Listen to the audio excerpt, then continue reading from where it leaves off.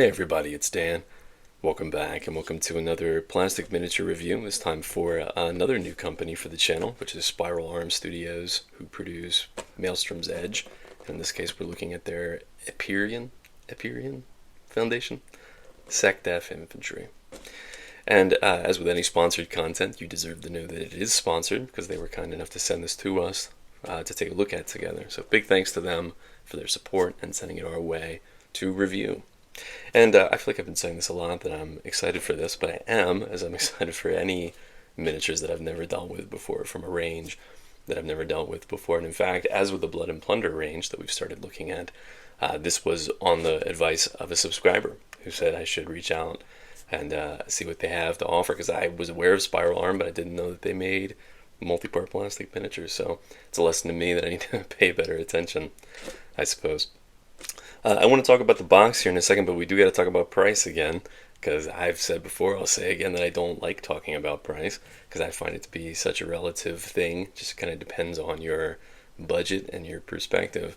But you guys are my little price hounds in the comments section of the Blood and Plunder sets. That's always a hot topic of conversation. So we got to talk about it here too, because these are at the upper to mid end of the price point for multi-part plastic sets.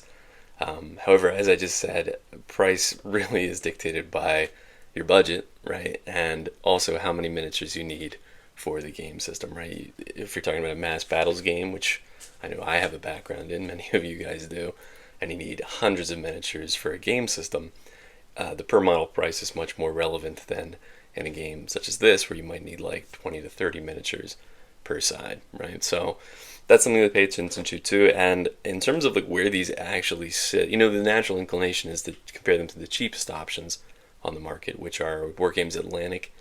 Their Deathfields range are usually around like $1.75 per figure, it just depends on the box, or North Star's Stargrave range, which are at the ultra low end at like $1.50 per miniature. They're like $30 for 20 miniatures. These are an unusual price point and an unusual box size, in that they are $21 US for 6 miniatures. So lower overall sale point, overall MSRP point for a lower model count. So it actually puts them at exactly $3.50 per model. So about twice as expensive as what you would get from Wargames Atlantic or North Star, but still half as expensive as what I think they're actually trying to be compared to. In terms of like the nature of the game system, total models that are needed for that game system, which would be maybe like Star Wars Legion, Infinity, which make metal models, but Star Wars Legions I think is like $50 for like 10 or 11 models, so $5 a miniature, which is actually like the exact same price point as a lot of Games Workshop figures, or at least they're like Astra Militarum range, which is like $52 for 10. Anyway, it's a lot of numbers to get thrown around at you. That is the long-winded way of saying that these miniatures are actually middle of the road in terms of the multi-part plastic sci-fi human infantry. A lot of caveats on that one, in that they are twice as expensive as, say, North Star or Wargames Atlantic, but they're half as expensive as Star Wars Legion or Games Workshop products. So what I'm expecting, though, is that these are going to be very detailed models with some good options, especially in terms of weapon variety. So that's what I'm going to be looking for here. I will say one final point on price or box content. I think actually what's throwing people off is the number of miniatures in it. 6 miniatures for $21. It would actually, if there were 10 miniatures in the box, it would be a $35 price point, right? So that's much more normal, much more what we're used to anyway. And then otherwise, yeah, the box itself is so polished. We were looking at the front there, that it is this ultra high gloss finish. It actually comes shrink wrapped. I opened it up so I could take some notes here.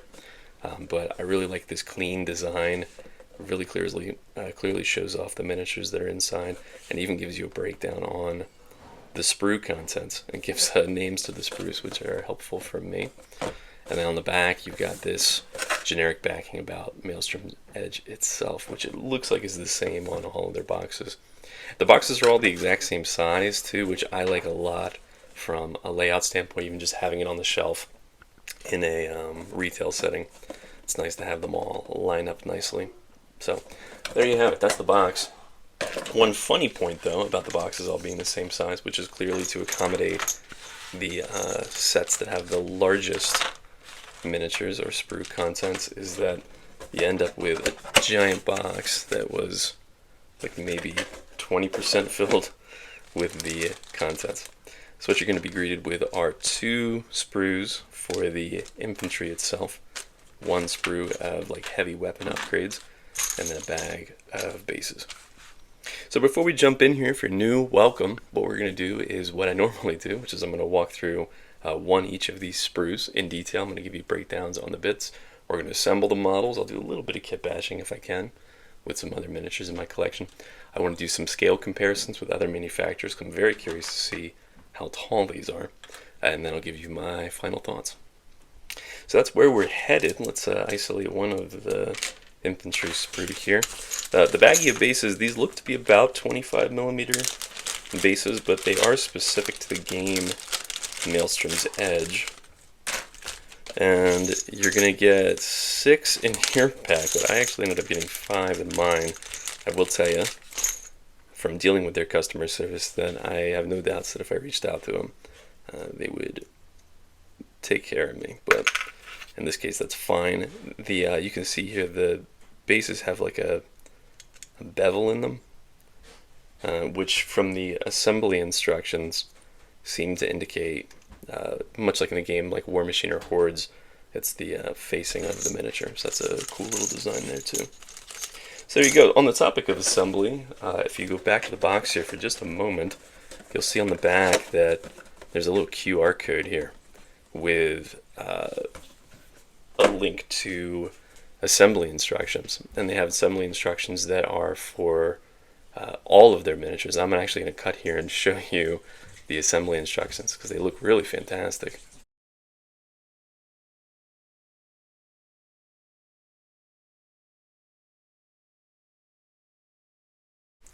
Let's take a look at these sprues. So we've got the main infantry frame here, which, remember, there are 2 of these inside of the set. We'll take a look at the front and the back here.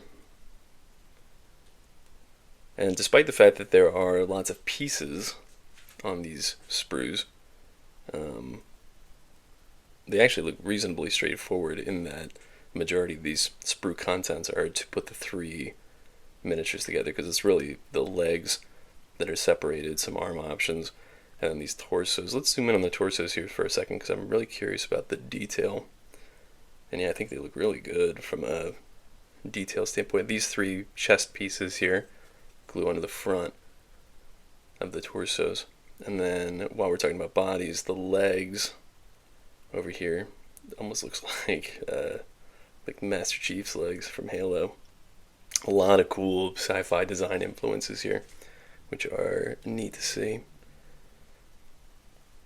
So again, there's enough pieces to make exactly 3 miniatures, and I think that the detail is all really nice and crisp. I will say that it is a lot of pieces to put one model together. I like that the torsos is separate because that's going to give you some more modularity, that you can kind of turn the torsos in different directions to add a little bit more variety to the miniatures. But 4 pieces to put one torso together is more than usual. Heads, there are 3 head options. Normally I would like lots of head options. I'm normally looking for at least a 2-to-1 ratio of variety for heads. In this case it's 1-to-1, so you're going to have 3 heads that all look pretty similar. There's different expressions on the parts of the face that are showing. It's difficult to criticize that, uniformity, when uniformity is what the design is going for. Right, so I don't need a whole lot of options with these particular guys, as I might with like a unit of like militia or rabble of some kind, where I would want like lots of different head options to draw from. So I get that here, again, having a couple of different expressions. Maybe 1 or 2 more heads would have been nice with some other expressions, or maybe like one with like a covered mask of some kind too, just to give you some more options to play with there. Would have been cool, but what's there looks very nice and detailed. Even like the little fine bits like on the back of the helmet, you can see like the little antenna there. It's all very well detailed. And then for arms, you've got 10 arms to 3 bodies.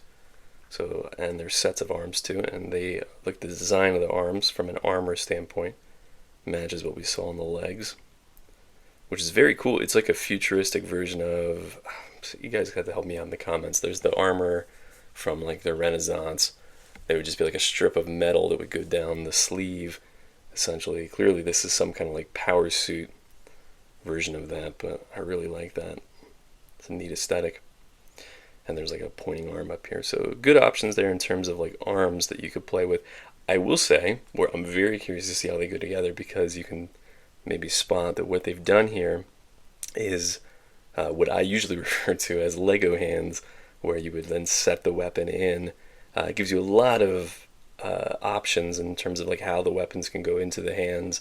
It gives you the ability to like swap different weapons into the same set of arms. So there's definitely benefits to doing it that way, but I've seen it done very poorly, like in the case of the old War Games factory sculpts that are now owned by Warlord. And I've seen it done very well, like Gripping Beast I think does a very good job with their sets that do this. So I'm curious to see where these fit in. The hands are very well detailed, like nice definition. You can see like individual figures on these guys, which would actually like wrap around where the trigger would go. So anyway, I'm interested to see how they go together. Normally I like giving names or making up names to guns, but in this case I don't have to, because the assembly instructions give us names. So these two are our Maglock assault rifles. You've got one machine gun, just called a machine gun, one Maglock chain gun, and then one Maglock sniper rifle here. And there you go. Pretty cool. I'm curious to see how they go together here, but you're also going to get one of the heavy weapon sprue, which is also comparatively straightforward. It's clearly a accessory sprue for this set, and I'm happy to see that included just to give you some more options here. And you can see it's essentially more the same. You got two options for arms, which look like they're supposed to go over these rocket launcher type weapons here. Same design as the arms on the other sprue. But then you can see just a couple more weapon options. They're calling these laser carbines. These are your grenade launchers. And these two rocket launchers are called assault launchers in the assembly instructions. And it looks like it's a simple enough two-part design. So this would just glue onto there. Looks like that flips and glues on, but anyway, I'll sort that out in post. There you have it. Let me cut here. I'm going to assemble some of these figures and we'll see how they all look built up. And here we go. So I've got a couple of models that I built up here. And despite the fact that they're in so many pieces, I found them very intuitive to put together. I didn't have any issues with assembly. It quite reminded me actually of the like 3rd edition Games Workshop Space Marines that had like the two-part torso, the two arms that are then separate from the gun that you would then glue on. So it was actually kind of an enjoyable experience that way. And I was a little bit apprehensive about, I mentioned like Lego hands, that sometimes it looks fine and sometimes it looks really bad. But here I think that these look really good. I think it's because of the way they sculpted the right hand to have like the fingers separated like that. That makes for a much more convincing look. And I found that by gluing the left arm down first, then glue the right arm in kind of a rough angle that matches how somebody might be holding a gun, the gun then just slid in. Like it wasn't finicky at all, like you might think that it could be. Here's an officer or something here. So yeah, there's not a whole lot of variety, and so, like obviously you can pivot them in different directions. Any torso can go in any body. From the assembly instructions, which I did follow, they have pairs of arms that go together. So I found that if I snip them off the sprue and just paired them up, you can then put those arms on any body that you want. Here's one with the sniper rifle option there. So yeah, good mix of models. This is going to get me put on a do not contact list. So I have some conversions here for you that are kind of outrageous. So here's one with War Games Atlantic. This is their Space Nom from Reptilian Overlords. So the arms and the head are from the set. I actually think this works really well. Like the bulky body almost makes it look like it's just extra plate for like a heavy support guy. So I think that's reasonably successful. Here's another Wargames Atlantic one. This is actually taking the head from the Wargames Atlantic body, arms from their, I think it's the Deathfield's upgrade sprue, and the backpacks from that same one there, to make like deathcore, essentially. I think the proportions on that one are fine too. And then I've got two conversions with some Stargrave stuff. Say this is a body from this set. The arms and the head are from the Stargrave crew.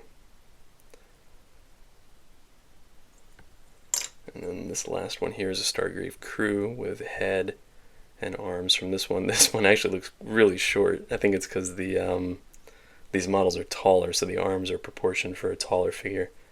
So this guy looks tiny in comparison, but I think it's fine. I like having lots of variety within my figures anyway. So there you go. Speaking of height and scale, let's throw them on the Lazy Susan. We'll see how they scale up with some other sci-fi miniatures. And here we go. Let's take them for a spin here. So you can see the bare plastic miniatures are the Maelstrom's Edge SECDEF Infantry. Anything primed in white has the name of either a range or a manufacturer listed down on the base in red. So you can see I like the proportions in these guys a lot, because the height is similar to some of the like taller sci-fi miniatures, like closer to like 32 millimeter, but they're slim, like they're not like chunky heroic scale, so it's like their true scale 32 millimeter, which is not something I'm used to seeing, and I think that it ends up looking pretty cool. So what's the final verdict? I think these are really, really cool. The finished figures look really fantastic and would be great, obviously, for Maelstrom's Edge, as they're designed to be. But I'm even thinking about things like, they kind of look like Halo Marines to me, or the Marines from Aliens. I don't know if there is an Aliens game, but I'm sure there is. So they would work well for that too. So a whole host of other like sci-fi skirmish games. These make really good generic like soldiers, and I think that the finished product is great. Do I wish there were a couple like more head options? Yes. The arm options, the weapon options. Normally, I said I'm not like a huge fan of the open hands that you then slide weapons into, but it works really, really well here, and it gives you a lot of weapon variety to play around with. I just wish maybe there were a couple more heads, and maybe like some accessories like a backpack or some pouches and stuff like that. But again, it's clear they were going for a more streamlined, uniform design here. So definitely worth checking out. Big thanks once again to Spiral Arms Studios for sending these to us, and big thanks to all of you for dropping by to join me for this review in the meantime. Until next time, happy gaming.